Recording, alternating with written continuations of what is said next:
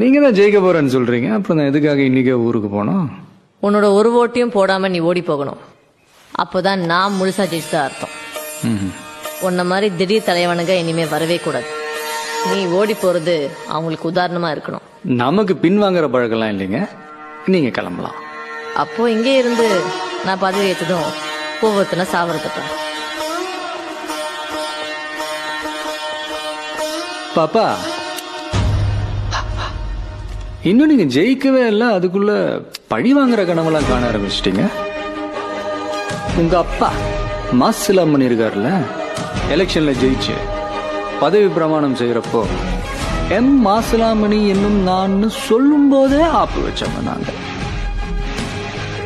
போங்க, முதல்ல நீங்க ஜெயிக்கணும், பதவியில உட்காரணும், அதுக்கப்புறம் இதையெல்லாம் பத்தி யோசிப்போம். இன்னும் ஒரு நாள்ல என்னென்னலாம் மாறும், மாறப்போகுதுன்னு ஓரமா நின்று வேடிக்கை மட்டும் பாருங்க. ஐ அம் a கார்பரேட் கிரிமினல். நீங்க கருவிலே கிரிமினல்னு எனக்கு தெரியும். போலாம்.